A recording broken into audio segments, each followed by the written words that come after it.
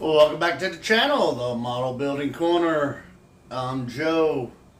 I apologize that this video might be dropping pretty close to part one.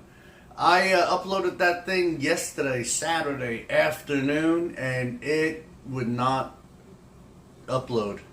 It kept getting stuck at 4 seconds, 6 seconds, 3 minutes. I would delete it, redo it, it would get stuck. I went to bed last night thinking maybe overnight it'll go up. Got up this morning, nope. And so it finally went up. So also, I appreciate everybody who's gone over to the new channel so far and gave me a sub. I appreciate that wholeheartedly. I realized that I forgot to mention that I was going to put a link in the description for it. Hopefully you guys find it okay. I'll put another link in today's video. I just got a text from JT, my buddy over there. I Need My Garage Time.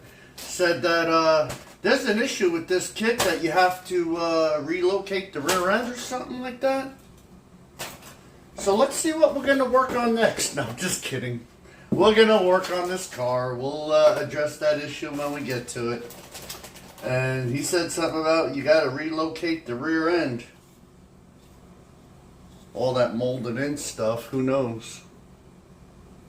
With the axle pin. How are you going to relocate that? He said he's going to send me a video. All right. So, let's get busy. Got to finish cleaning up these parts and get ready for some pre-assembly, is what they call it. So, let's watch an intro. Hit it! Play the intro, Joe. I gotta hang up some more shop cards. They're falling.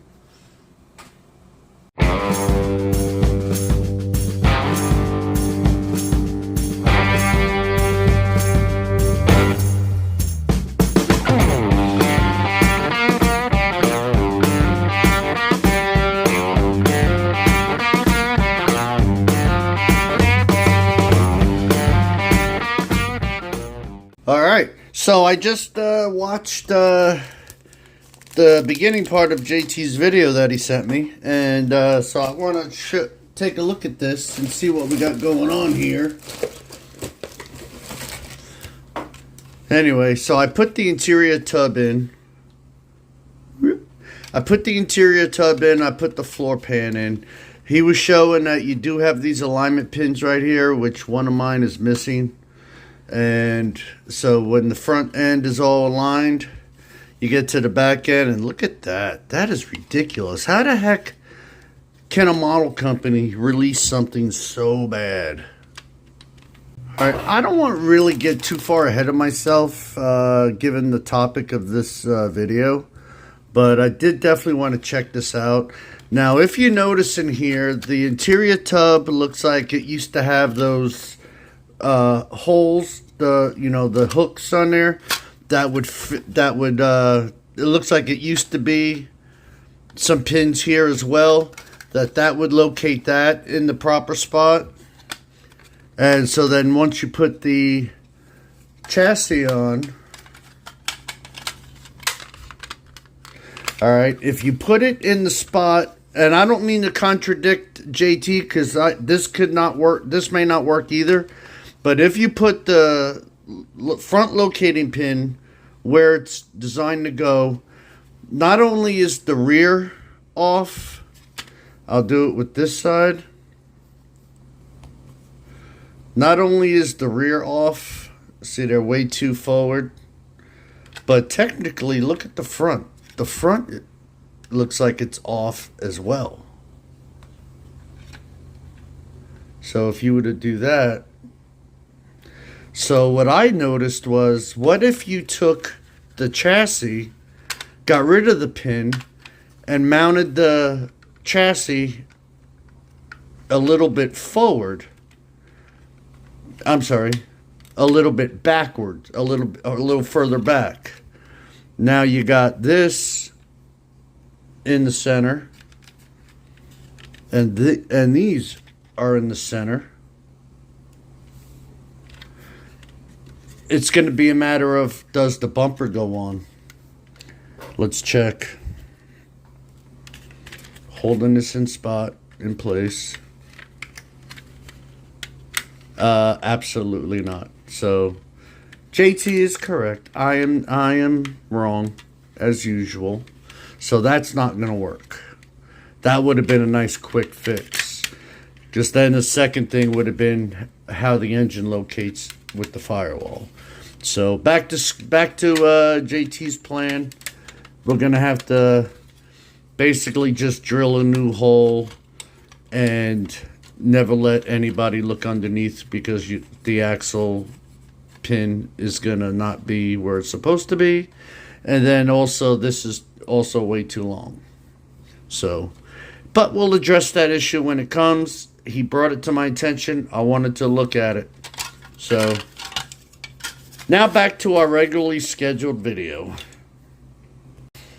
Alrighty, so I've already decided in my head how I'm going to fix this. Some people may already have an idea, knowing me, of what I'm going to do. But basically, pretty simply, I am not drilling any more holes. I'm not making a new rod. Nope. But you guys will see that when the time comes. Alright, so got my glass in there, got that in there. The body is ready for fine sanding and cleanup. Let's work on this. Tub.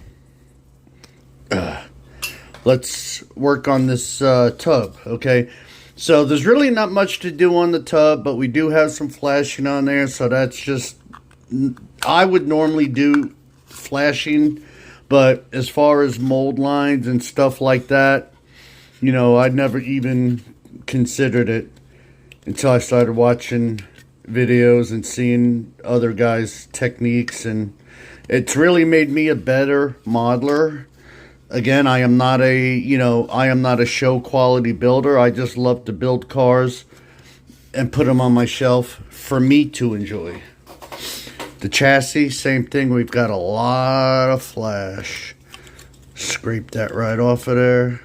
Scrape that right off of there. You get that piece hanging right there. Clean that up. Use my sanding stick for that. Let's see, we got a little bit on the inner frame there. The top of this frame looks disgusting, and that's got to join with the inner fender wells of the vehicle. So we want to make sure that we've got a clean, smooth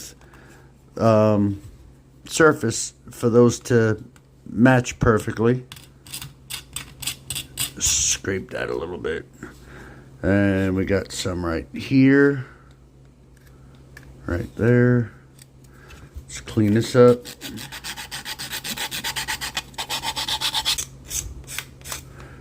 All right, so that takes care of that. Let's put our chrome in the box. I'm going to be going with the pad printed tires on this particular application. So we got some nice racing slicks for something. Alright, so we don't need any of this, except for the steering wheel. What do we got here? Okay. That's so flimsy, I'm going to take it off. Ow! That pinched me. Hey! There. Alright. So, two different dashboards. You got a racing dashboard and you got the stock dashboard. Pull that off, and we'll clean it up a little bit. There's just a little where it was attached at the bottom.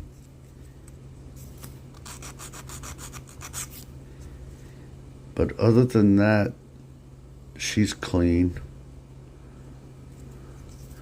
Maybe a little bit sharp on the top there. So that's ready to go. I think we're still going to use the hood scoop.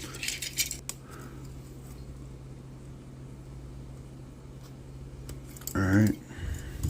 Now we can clean up the side. Alright. Clean up the back of this hood where it was attached. Good.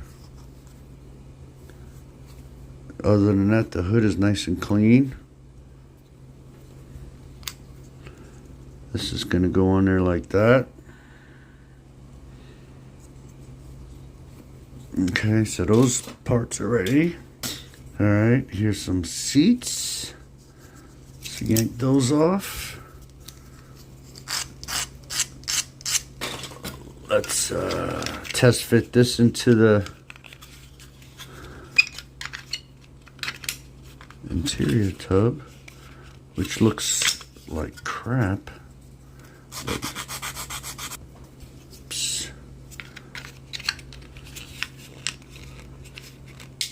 Alright, it's a tight fit, but I guess that's how it goes. It looks like we got some warpage on that seat, so when we glue it in, we're just gonna have to hold it in that spot for a second, because inside that's all the way down. So yeah, so the seat's a little cattywampus on the seat, so that'll be fine. All right, front seats. Let's see how these guys look. Boink, boink. Seat backs. Boink, boink. Don't need that, but I'm going to save that wheel. Whoops. All right. Now, let's see how these fit.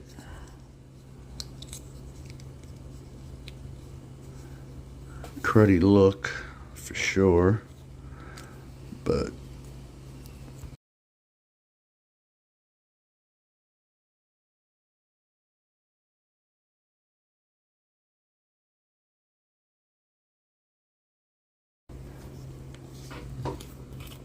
so I like to take care of these pre-assemblies.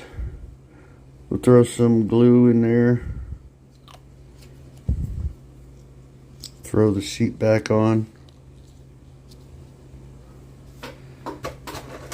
Use one of these clips to hold it in place. And then run some more glue. Set that aside.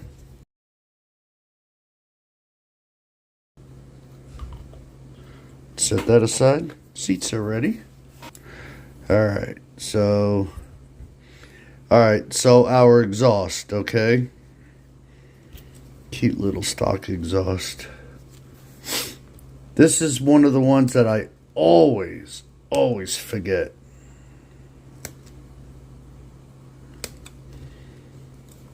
Because you're gonna have release lines, mold lines there and there. I'm not going to get that sanding stick in there, so I'm going to just do a nice little scrape on the side here. Get rid of that mold line as well as the connecting point.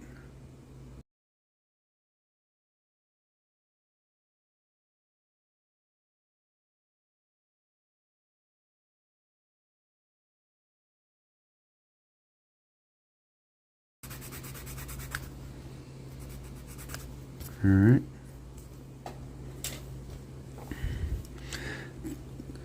I don't know if I want to use the exhaust manifolds or the these headers, so I'll address that later. All right, our engine block. Let's snap it off.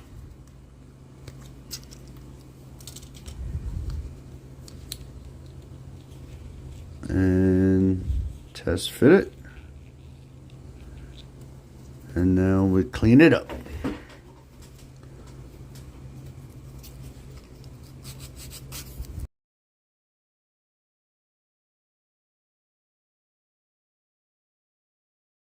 That looks good.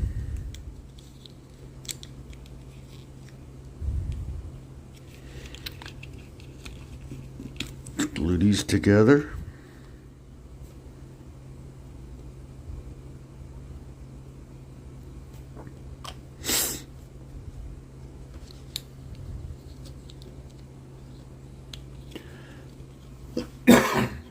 Got a whiff of that glue.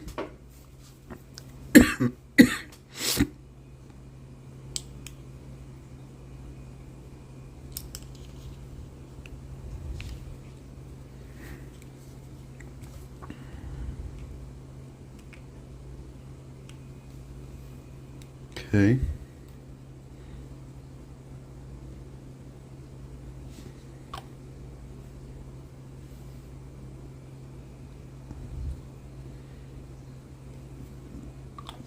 And we'll set that aside. Let me pull it off because this one is going to need some reshaping. See how they attach it?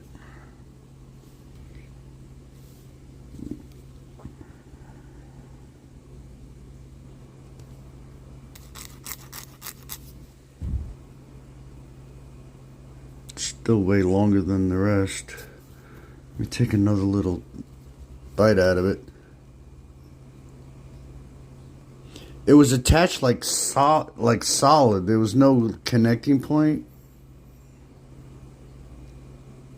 And I don't want to take too much, but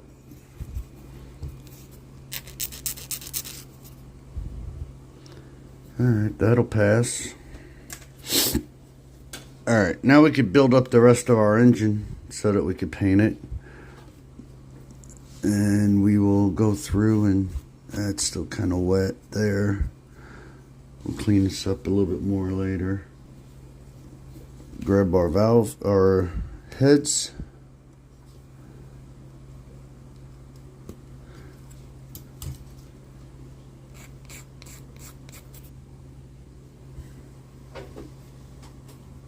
Alright, where's my intake?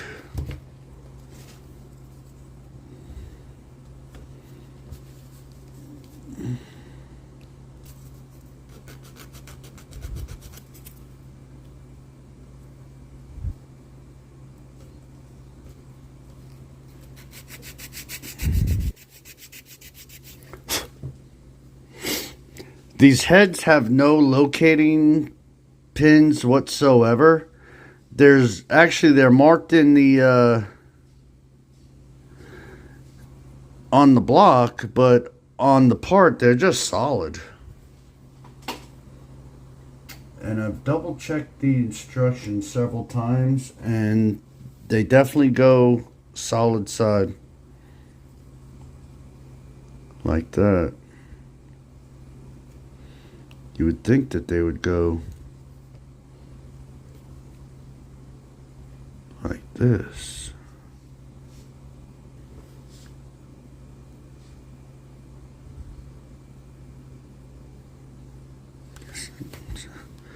I guess that's how it goes. So let's do the intake, because I use the intake to get a good alignment on the heads.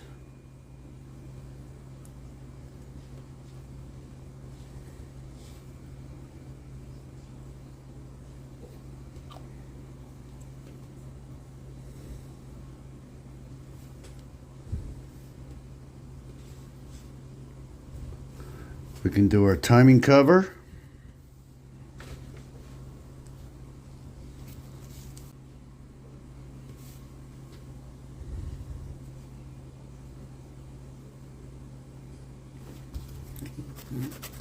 Clean up our timing cover a little bit.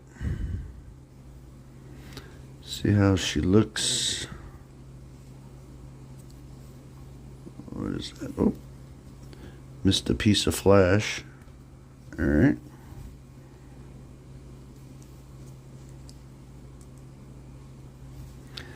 Missed something still.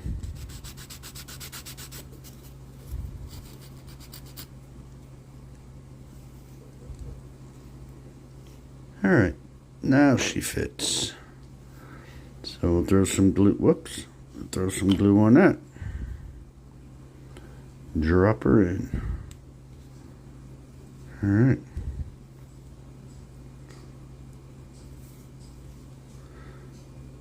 So once this dries up real nice, I'll go ahead and work on these seam lines. So we'll just set this aside and let that dry for a while. Alrighty, so that's the process that I started doing after watching a bunch of YouTube channels, a bunch of you guys. You know, that was something that was always overlooked, never thought about. You don't really see it in plastic. Once everything's painted, you're like, oh, look at that.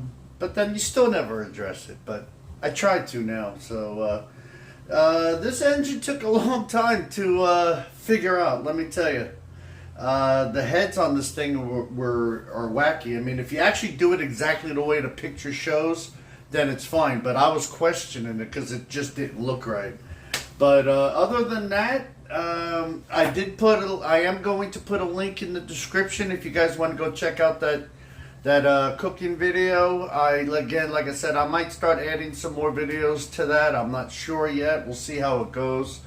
If you guys, want to give a subscription to it, maybe that'll help the algorithm start picking it up and showing it to more people. So with that said, I hope everybody has a great rest of your weekend, and I'll catch you on the next one. Joe's out. Not for long. I'll be back because I'm having fun again. Yes, I am. All right. Cut.